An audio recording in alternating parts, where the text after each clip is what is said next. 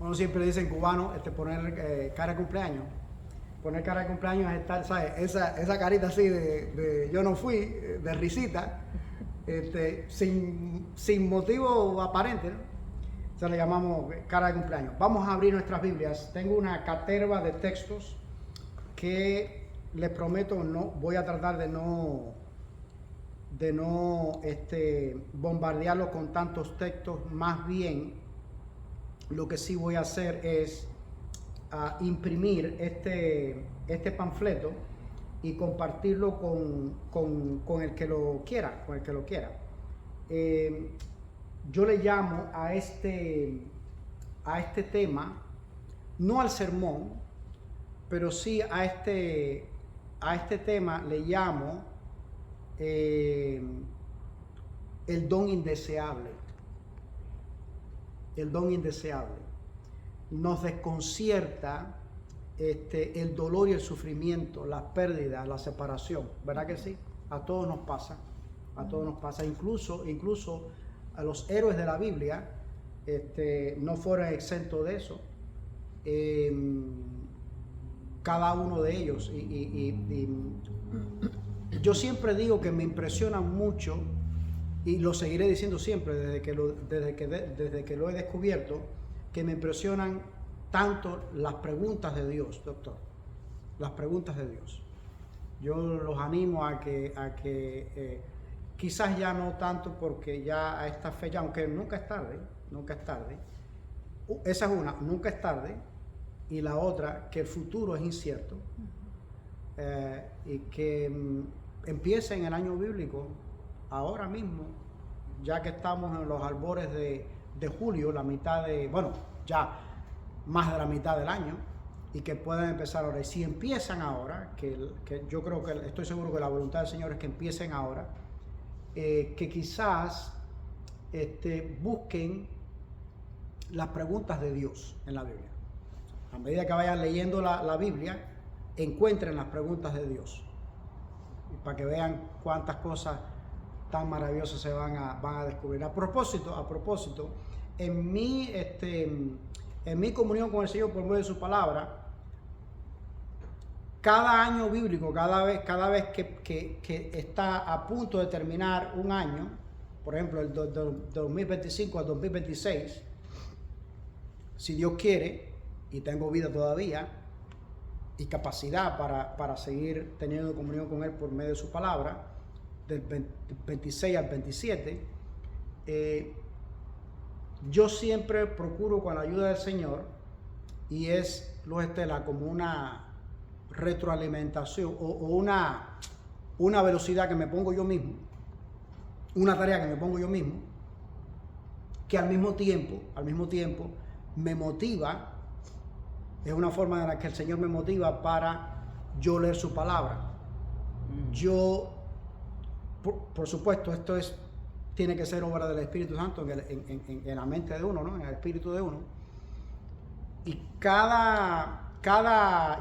ya para esta fecha, ya yo tengo una idea más o menos de qué yo quiero, sobre qué quiero indagar, qué versículos o qué temas yo voy a encontrar en la palabra de Dios, y yo anotarla. Y la anoto aquí, o la anoto en un cuaderno, donde sea. Y eso me motiva, porque mientras no encuentro un versículo que trate acerca de ese tema, pues me motiva a no bajar la velocidad a la lectura de la palabra del Señor. Cuando encuentro un texto, bueno, me motiva también, porque lo encontré y lo anoto, y ya lo voy teniendo ahí, lo voy acopiando. Miren la lista que yo pretendo compartir con ustedes más tarde, que si ustedes quieren que yo le imprima este documento y ustedes lo puedan llevar para sus casas. Y este tema que he estado viendo en la palabra del Señor,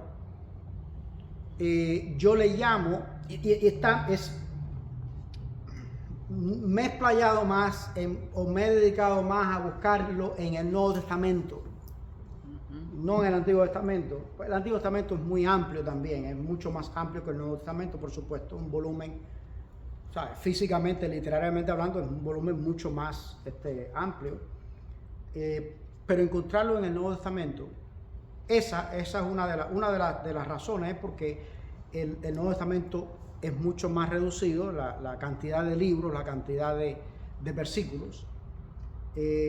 Pero también yo creo que es más importante todavía, porque hay un falso concepto, que es una de las cosas que uno de los síntomas, doctor, de la enfermedad espiritual o de la decadencia, de la enfermedad espiritual del cristianismo de nuestros días, del cristianismo de esta era postmoderna, doctor. Y es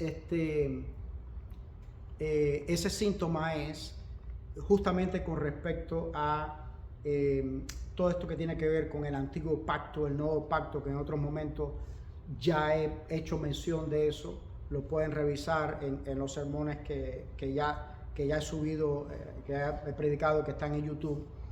Y más adelante, si Dios lo permite, entonces pudiera yo predicar acerca de eso también, de esta cuestión del antiguo pacto y del nuevo pacto. Y ese tema del antiguo pacto, del nuevo pacto, la cristiandad lo ha torcido tanto y no dan pie con bola.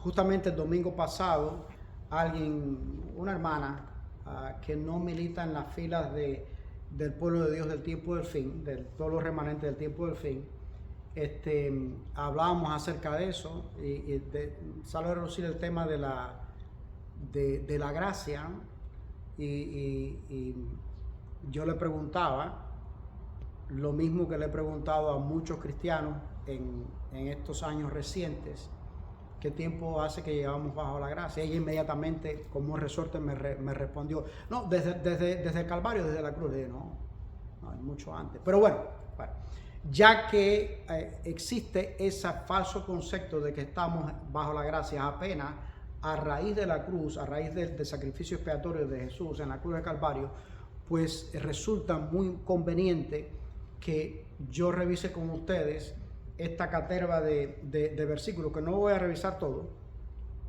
Y de hecho invito a los que van a estar viendo este sermón en YouTube, que me lo pueden solicitar y yo se lo puedo hacer llegar.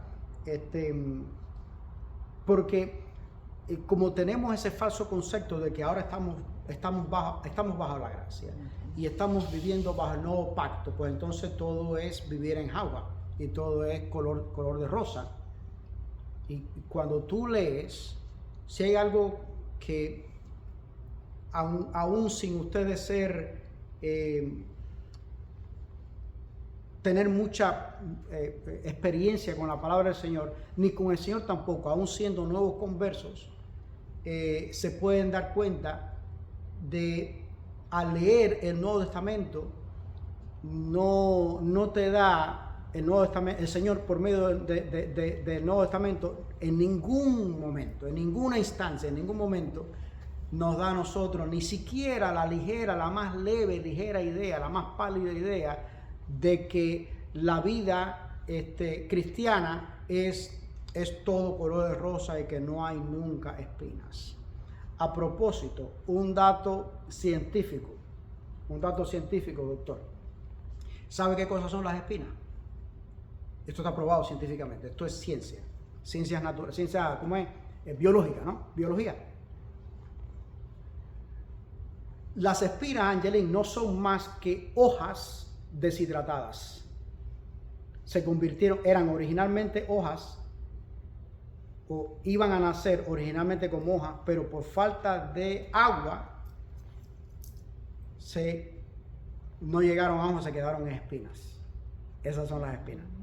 Búscalo, se lo pongo de tarea. Entonces, he encontrado esta cantidad de versículos y yo creo que pudiera empezar diciendo, bueno, ya empecé, pero bueno, para empezar a hablar acerca de este tema ya más específicamente, a todos nos gustan los dones, ¿sabes? A todos nos gusta tener algún don. Claro. O nos gustaría tener algún don bueno, los que tenemos, en primer lugar, todo el cuerpo de Cristo, nadie es ajeno a los dones espirituales. Todos tenemos dones.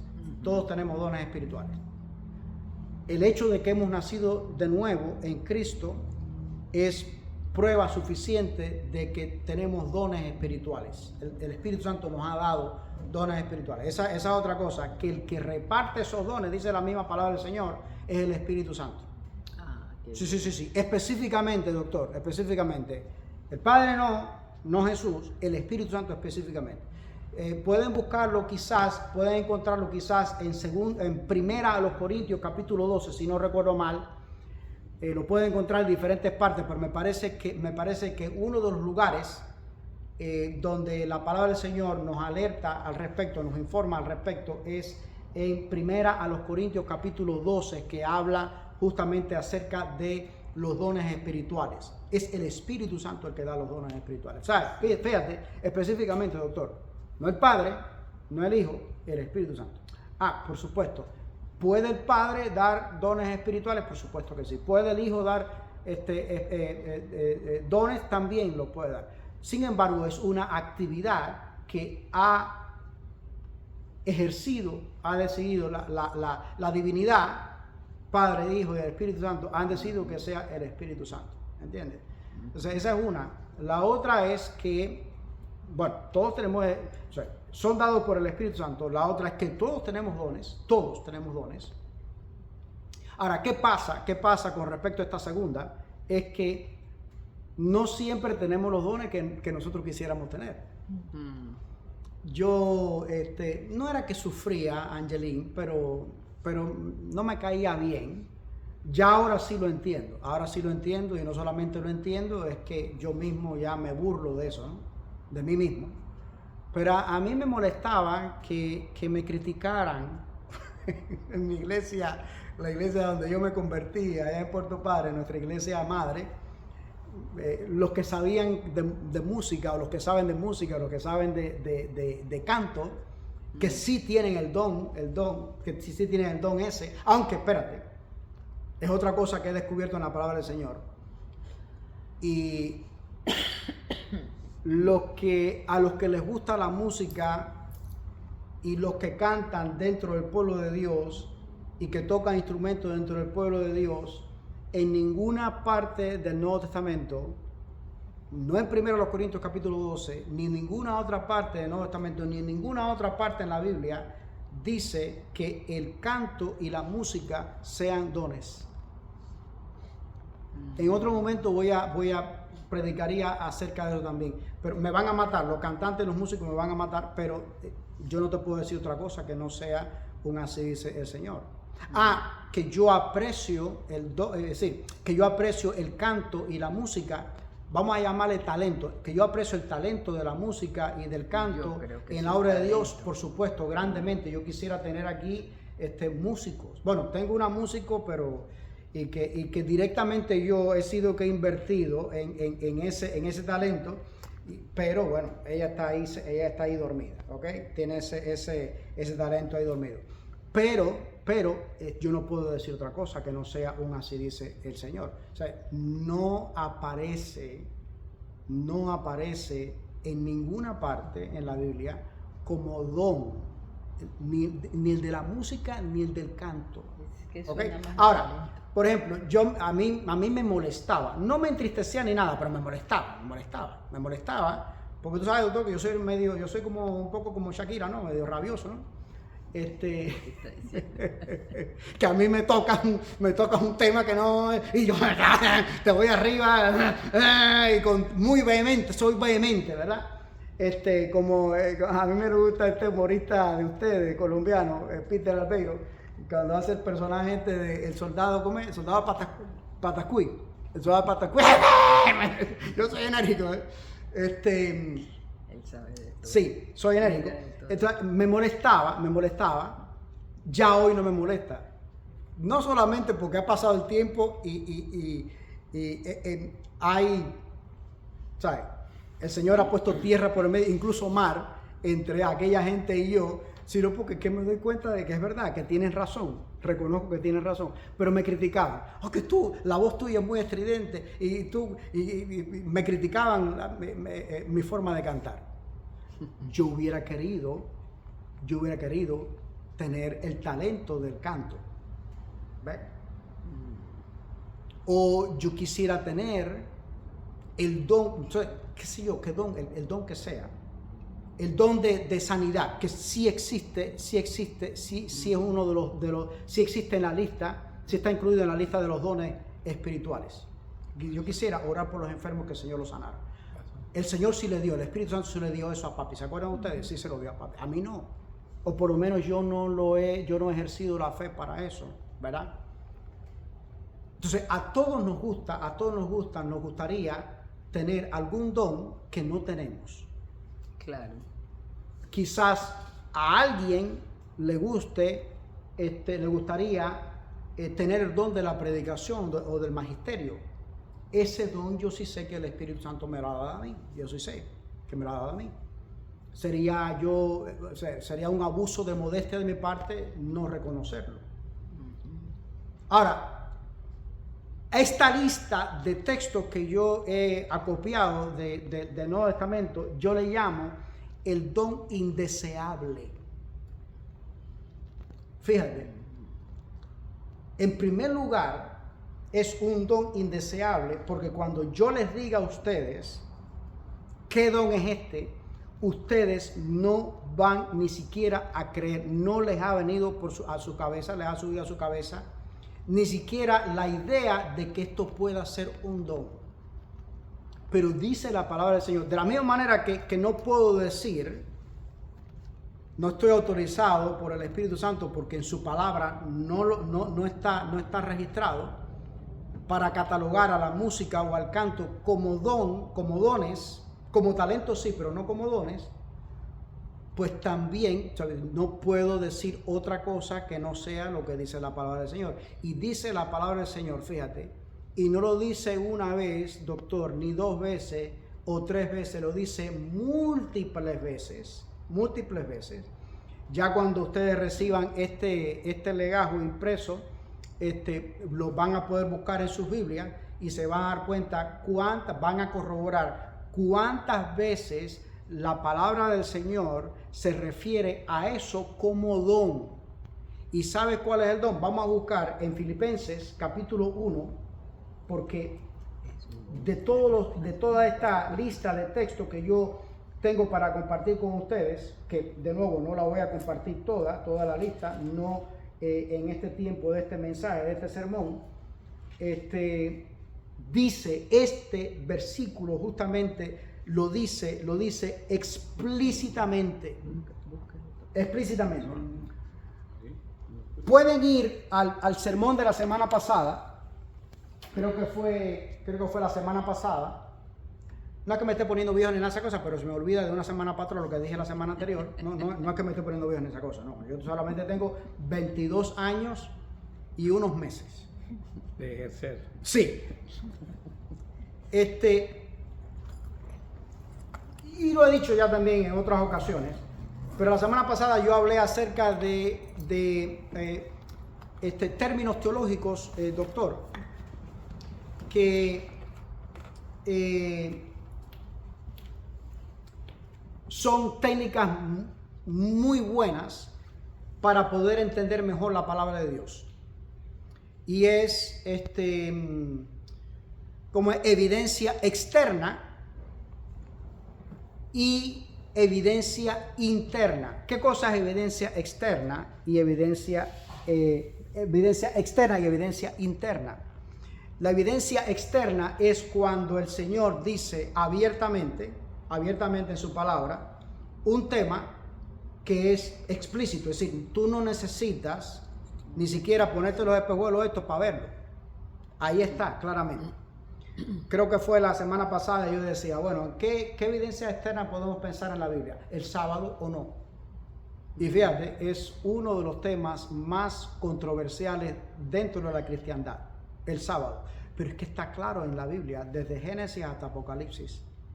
es una evidencia externa. Ahora, ¿qué cosa es una evidencia interna? Bueno, entonces una evidencia interna, si una evidencia externa es algo que el Señor está diciendo, de esta manera. Nosotros tenemos un dicho coloquial cubano, doctor, que dice, cuando algo es evidente, el caballo blanco de Martí. ¿De qué color es el caballo blanco de Martí? José Martí, el héroe nacional de Cuba, tenía un caballo blanco. Y entonces, algo que es evidente, cuando hay algo que es evidente, dice la gente, es una forma de chiste, ¿no? ¿De qué color es el caballo blanco de Martí? O sea, ya lo está diciendo, la misma pregunta está diciendo. O sea, eso es evidencia externa. Evidencia interna es algo que entonces tú necesitas deducir, que tú necesitas inferir, tú necesitas deducir. No lo dice abiertamente, pero tú lo deduces. Por ejemplo, yo tengo un sermón muy viejo, cuando aquello, fíjate, tan viejo que yo todavía estaba en el seminario en aquel entonces, acerca de José, el hijo de Jacob. En el Antiguo Testamento esa historia se encuentra en Génesis, sí, a mediados de Génesis, del libro de Génesis. Y yo, usando esta técnica de la evidencia interna, hacía una caracterización que no era imaginación mía, no es producto de mi imaginación, sino justamente de eso, de la deducción, de la lógica, ¿no? Del sentido común.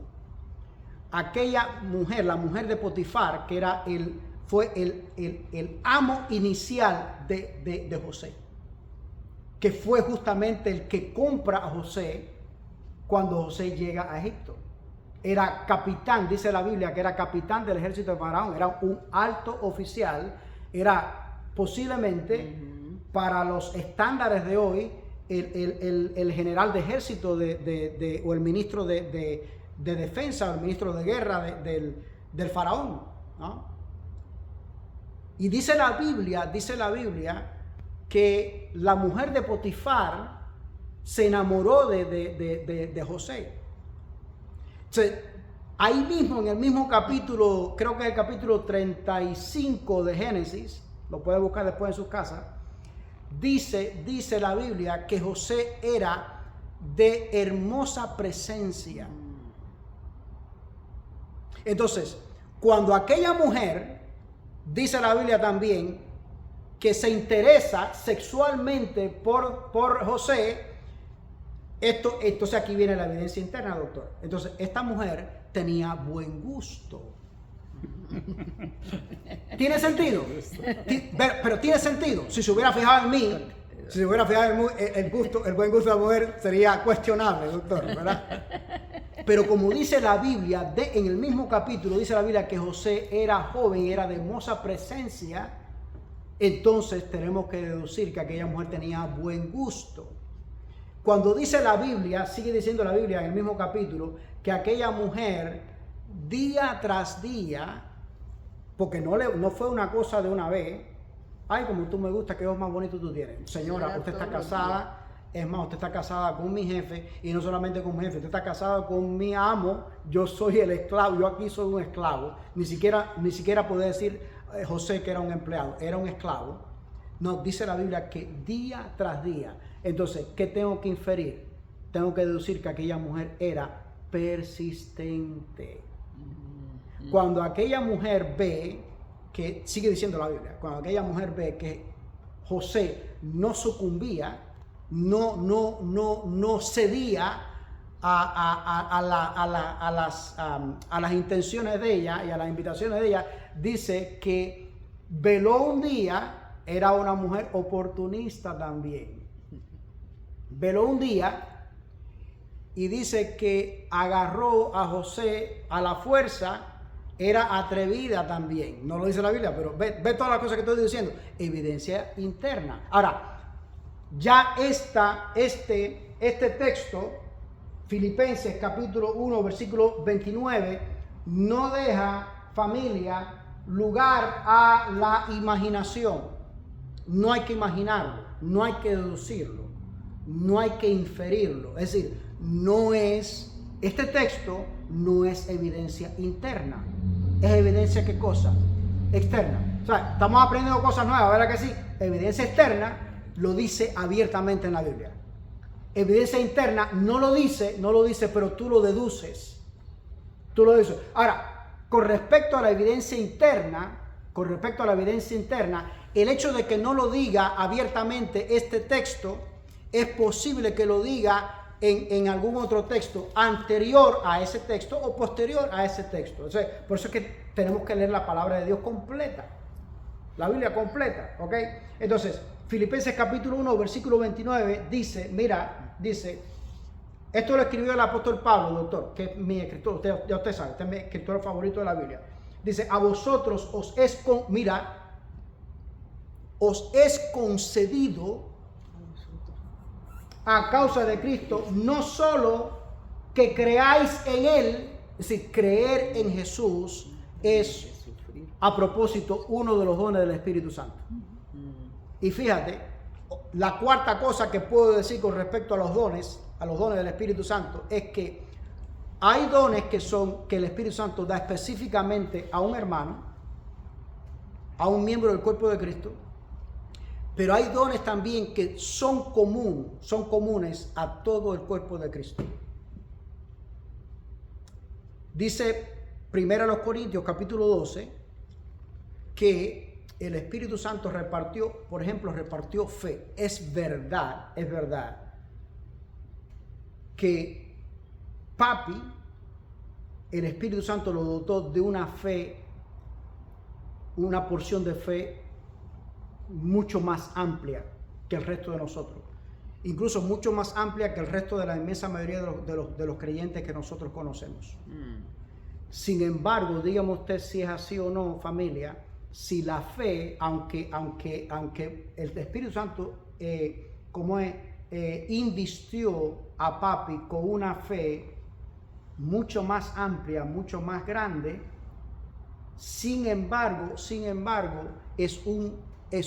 tiene que ser un don común a todos nosotros. Papi en grado superlativo o en grado más amplio, pero nosotros también necesitamos tener fe. ¿Sabes por qué? Porque dice el mismo Señor en Hebreos capítulo 11, versículo 6, que sin fe es imposible agradar a Dios. Es decir, todos necesitamos tener fe, todos necesitamos ejercer fe. ¿Ve? Ahora, la oración, que bueno, no es un don, pero uno de los atributos cristianos, todos nosotros, todos, Papi tenía una vida de oración muy intensa y muy latente y muy continua, más que posiblemente la media el promedio de cristianos que nosotros hemos conocido. Más que yo, por lo menos, yo te puedo decir que más que yo. Sin embargo, la oración tiene que ser algo común de todos los creyentes. Es verdad también que el Espíritu Santo, según lo registra el propio Espíritu Santo en 1 Corintios capítulo 12, que el don de la enseñanza es un don específico que se lo da específicamente a ciertos hermanos, a ciertos miembros del cuerpo de Cristo. Por ejemplo, a los pastores, ¿verdad? Así es. Ahora, en la poca medida que yo llegue a alcanzar, del poco conocimiento que yo llegue a alcanzar, yo también me tengo que convertir, es un don común entre todo el cuerpo de Cristo, que yo también me tengo que convertir en un portaluz y un portavoz del Señor. ¿De qué manera? Bueno, no necesariamente tiene que ser verbalmente. Alguien aquí me preguntaba una vez en Canadá, ¿tú crees que al yo hacer esto, yo poner este dinero para que predicadores vengan y presenten la palabra del Señor, yo no tengo palabras elocuentes, yo no soy elocuente, el Señor no me ha dado, ¿tú crees que estoy haciendo? Sí, por supuesto que está haciendo la obra del Señor, por supuesto que está expandiendo el mensaje de salvación. Entonces, Filipenses capítulo 1, versículo 10 dice, a vosotros os es concedido, fíjate, si se nos ha concedido, entonces tenemos que concordar con qué cosa. Es un don, es un regalo. O sea, yo te lo estoy concediendo. Es decir, no es algo que tú te mereces, no es algo que tú te has ganado. Yo te lo estoy dando, te lo estoy concediendo. ¿Ves? Como los huevos que van a recibir más tardecito. No, yo te lo estoy dando, te lo estoy concediendo. ¿Verdad? Dice, a vosotros os es concedido, dice, a causa de Cristo, fíjate, no es mérito mío, a causa de Cristo, no es eso gracia, no solo que creáis en Él, sino que padezcáis por Él.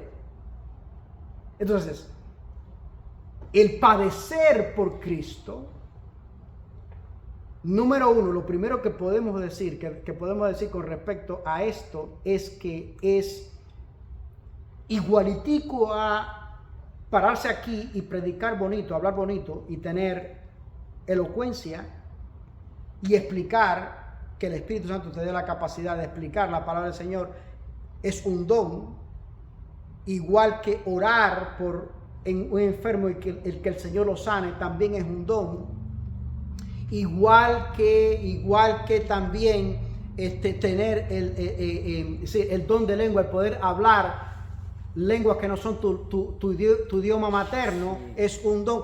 El sufrir por Cristo, familia, mira cómo arquea la ceja. El sufrir por Cristo es también un don. Y es por eso, no sé si lo dije ya, yo mismo tendría que revisar el sermón más tarde, no sé si lo he dicho ya, pero yo le llamo a este don, es decir, sufrir por Cristo, yo le llamo el don indeseable. Lo dije ya, el don indeseable. ¿Por qué? Porque nadie quiere sufrir por Cristo. ¿Es cómodo sufrir por Jesús? No es cómodo. Es más, no solamente que nadie quiere sufrir por Cristo, no es cómodo, no es halagüeño, no es cómodo, es incluso peligroso, es de hecho peligroso. También cuando vemos que un hermano nuestro, que alguien sufre, aunque no sea por Cristo, no nos cae bien, no nos gusta, nos preocupa, nos duele, a nosotros mismos nos duele. Una de las primeras cosas que el pueblo de Cuba está tan preocupado, yo quisiera tanto que la gente mi gente de Cuba pudieran oír, mi gente de Cuba, bueno, y los que están fuera de Cuba también, pudieran oír esto. Una de las cosas que más les preocupa, y cuando se desató aquella incursión militar o guerra, doctor, como quiera que se le llame semánticamente, con respecto a contra Irán, es cuántas personas inocentes. ¿Cuántas personas inocentes van a sufrir, van a perder la vida o van a ser objeto de dolor y de sufrimiento? Sí. No nos cabe en la cabeza, el dolor y el sufrimiento no nos cabe en la cabeza. No importa cuán profunda, cuán amplia y cuánto tiempo yo lleve relacionándome con Jesús, no me cabe en la cabeza. ¿Tú sabes por qué no nos cabe en la cabeza? Te voy a decir, por una razón elemental y primaria y elemental. No fuimos creados para el sufrimiento.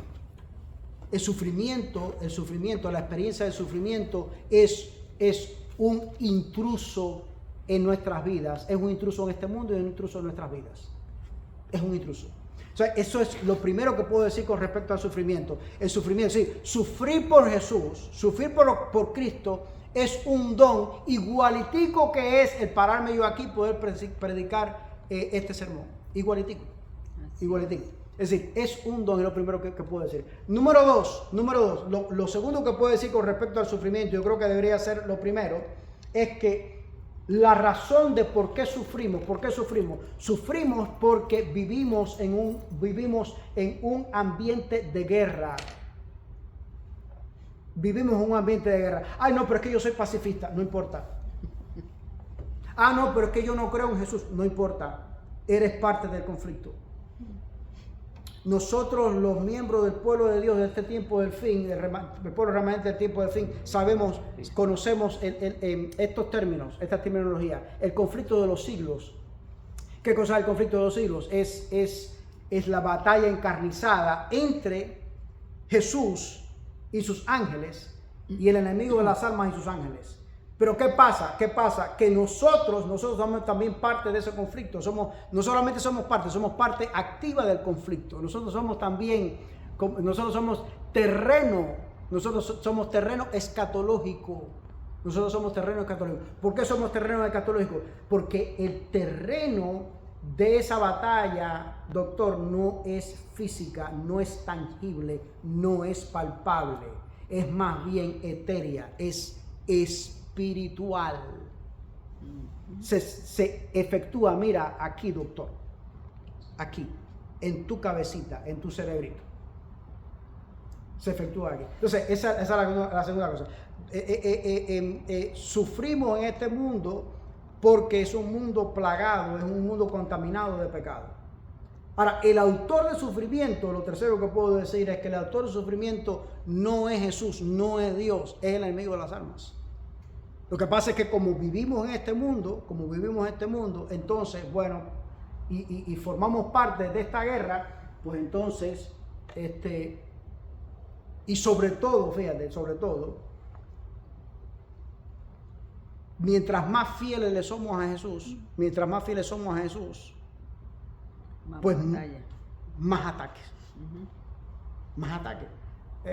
Hay muchas personas que han hablado acerca de esto, o que han dicho esta misma idea, han compartido esta misma idea. Yo creo que el espíritu de profecía también lo enseña ampliamente. Y es, si no tienes sufrimiento y si no tienes pesares, bueno, pues preocúpate. Porque entonces, tu relación con Jesús, entonces, es cierto. hay una desconexión, hay una disfunción en tu relación con Jesús.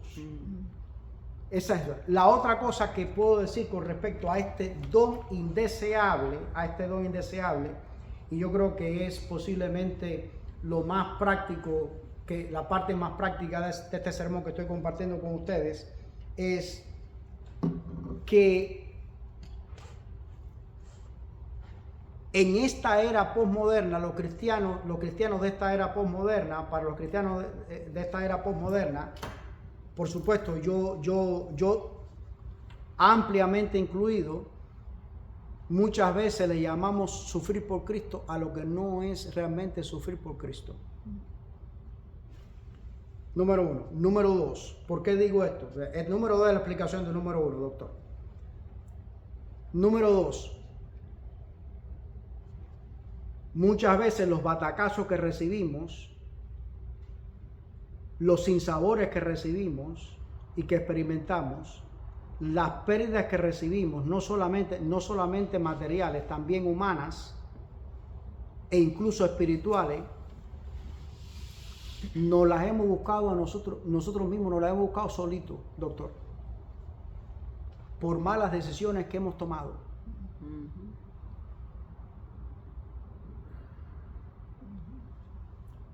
Permítame remitirlo de nuevo. En el repaso de la lección de la escuela sabática yo mencionaba, creo que es San Juan capítulo 8, se encuentran en el templo. Ahora les voy a explicar una cosa, evidencia interna también, doctor, esto es evidencia interna también.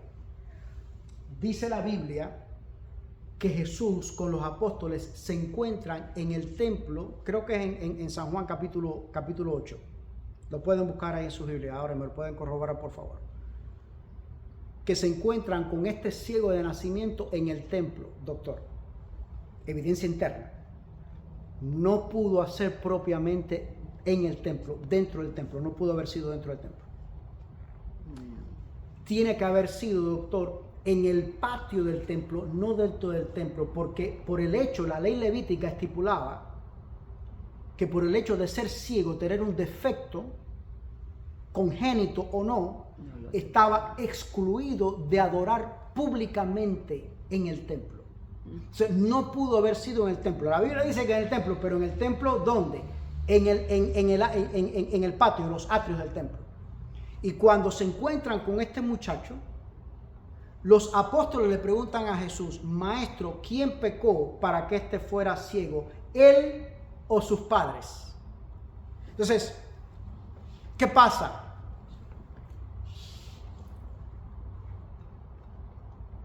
No todos los sufrimientos que nosotros experimentamos son justamente, entran en esta categoría de sufrir por Cristo.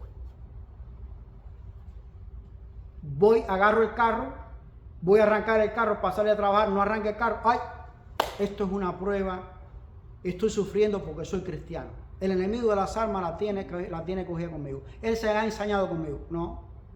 De la misma manera que a mí, que soy cristiano, se me descompuso el carro, no arrancó, le pasa al impío también. Claro.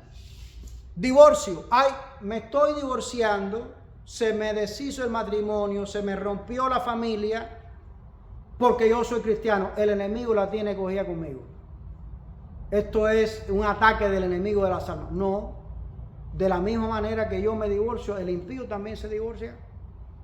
Enfermedad, una enfermedad. Ay, esto es un ataque del enemigo de las almas. No, de la misma manera que yo me enfermo, que soy un seguidor de Jesús, los demás, los impíos también se enferman. Ahora, ¿a qué conclusión yo he llegado? Y esto tengo que confesar que es una de mis tantas teorías con respecto a lo que he aprendido de la palabra del Señor, de mi interacción con el Señor por medio de su palabra. Que sufrir por Cristo está directamente, es un resultado directo de la misión.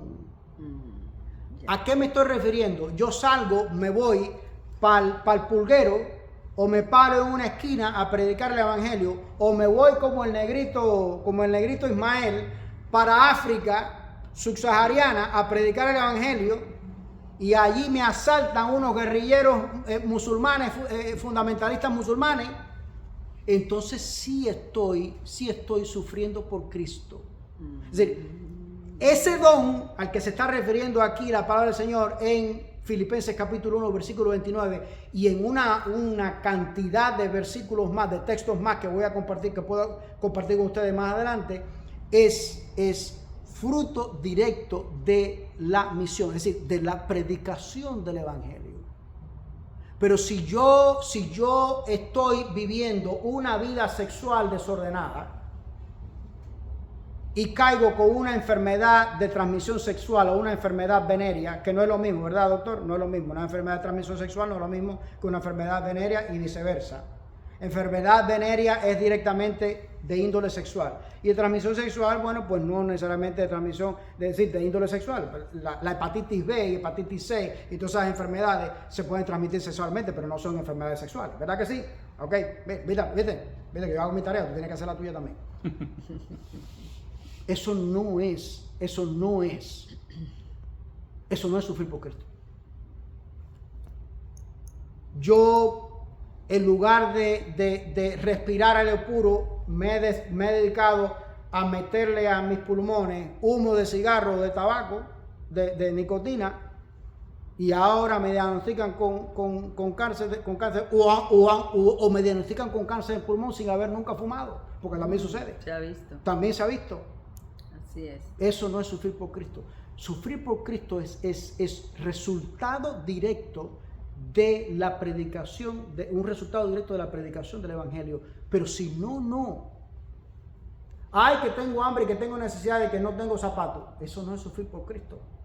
Eso no es sufrir por Cristo. Entonces, dice, a vosotros os es concedido a causa de Cristo, no solo que creáis en Él, sino también que padezcáis por Él.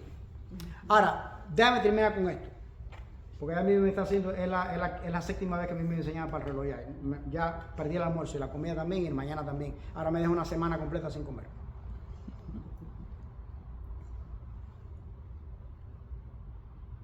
Políticamente hablando y socialmente hablando, yo no puedo decir esto fuera de aquí. O si lo digo, tengo que tener cuidado donde lo digo.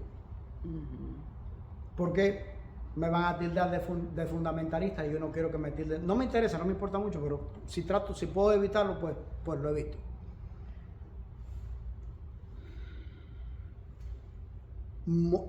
morir, no solamente morir por Cristo, sobre todo morir en Cristo, morir en Jesús, como papi. Pero aunque no seamos creyentes, aunque no sirvamos a Jesús, morir es más ventajoso que vivir con una enfermedad penosa. Sí, bueno, usted es médico y sabe que es una enfermedad penosa, ¿no? Es decir, por ejemplo, un cáncer o una enfermedad esta degenerativa y que es tan horrible que sufre todo el mundo. Es decir, toda la familia sufre la enfermedad de que la padece. Así es. Entonces, sobre todo para nosotros los cristianos, los siervos de Dios, ¿se acuerdan ustedes lo que escribió el apóstol Pablo? El apóstol Pablo escribió: para mí el vivir es Cristo. Y el morir es ganancia. Y el morir es ganancia. Fíjate, y esta es otra cosa que nosotros no le prestamos atención, y es por eso que no entendemos la Sagrada Escritura. Muchas veces nos perdemos y no entendemos la Sagrada Escritura. El apóstol Pablo, es decir, el Espíritu Santo nos está diciendo por medio del apóstol Pablo, morir. ¿Y morir de qué manera? Está diciendo morir, punto. Los estelas, punto. Ah, bueno, pero es que Juan el Bautista murió decapitado, descuartizado, aserrado, crucificado con la cabeza para arriba, crucificado con la cabeza para abajo, quemado como sea, frito en una olla una olla de aceite hirviendo. No está diciendo morir como, está diciendo morir, punto. Para mí el vivir es Cristo y el morir es ganancia. ¿Por qué razón? Estos sinsabores que llevamos ya más de 2 meses la familia, uno de los carros de la familia descompuesto y todavía no tiene arreglo, lo estamos padeciendo Mimi y yo. Papi, él no sabe de eso. ¿Te das cuenta por qué el morir es ganancia? Sí. Ya cuando ya voy al descanso, Sí. y lo próximo que voy a saber, fíjate, después del descanso, es la resurrección. es ver a mi Salvador. Así es. Amada familia de Jesús, gracias por su atención, que el Señor los bendiga. Gracias, misericordia y paz. Un abrazo, bendiciones. Maranata, Shabbat Shalom.